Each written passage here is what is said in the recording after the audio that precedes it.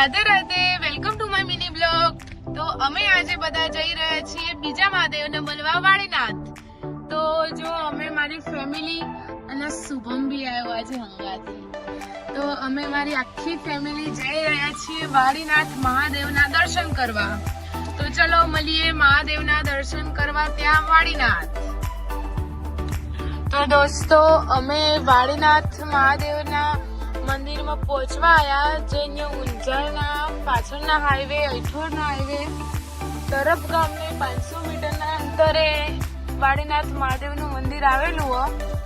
તો અમે એમાં એન્ટર થઈશું। હવે તમને બતાવું એનો ગેટ, હજી એનો મેઇન ગેટ બને છે હજી, પણ આ એનો પાછળનો રોડ વાળીનાથ મંદિર જવાનો। તો તમે જોઈ શકો છો એનો રોડ કેટલો ક્લિયર છે। હવે બતાવું તમને આગળ વાળીનાથ મંદિરનો મેઇન ગેટ।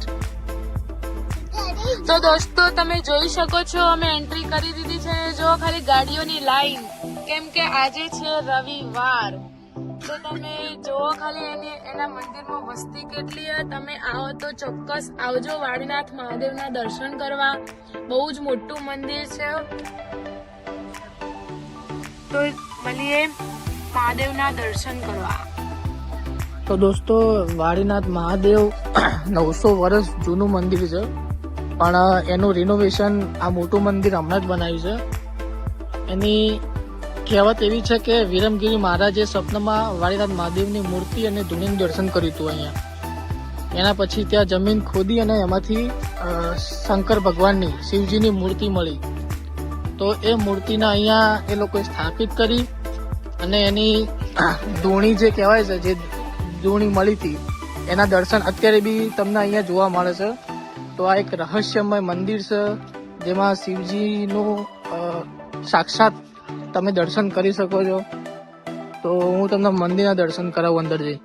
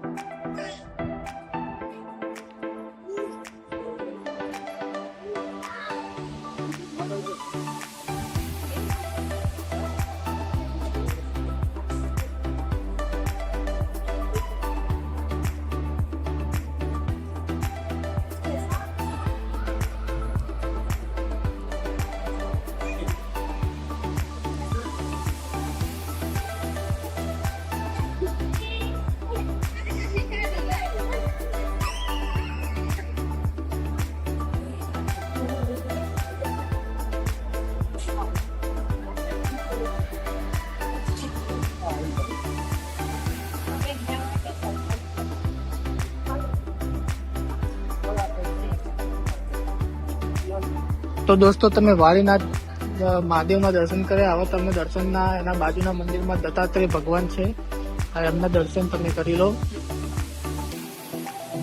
અને એની જમણી બાજુ હિંગળાજ માતા છે, એના બી દર્શન કરાવી દઉં છું।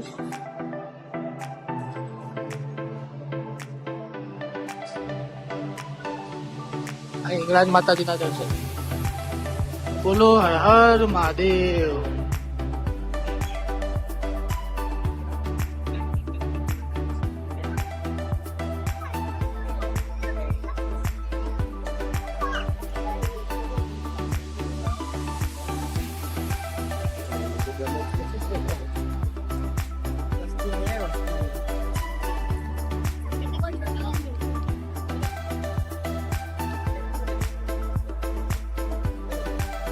તો દોસ્તો અહીંયા મંદિરની બાજુમાં એક બીજું મંદિર છે, ત્યાં દરેક મહારાજ ઋષિમુનિઓ જે સંત થઈ ગયા છે, જે ભગવાનનું ધ્યાન કરતા કરતા સંત થઈ ગયા છે। તો આ ઋષિમુનિઓની બધાની આ સમાધિઓ છે। જો તમે જુઓ કેટલી મસ્ત એમની સમાધિ બનાવી છે, અને એના એક્ઝેક્ટ બાજુમાં મંદિર છે।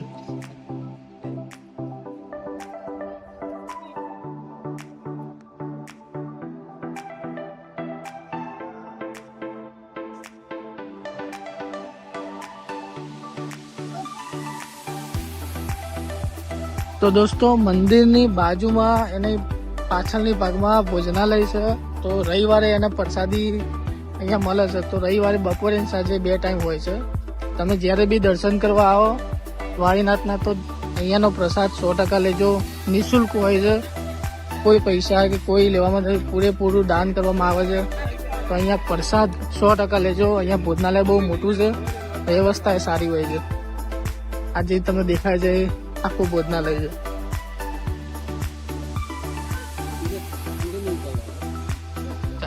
તો દોસ્તો અમે વાડીનાથ મહાદેવના દર્શન કરી દીધા અને જમીન મહાદેવના ગુરુજીના દર્શન કરીને અમે બધા નીકળી ગયા છીએ હવે ઊંઝા જવા માટે.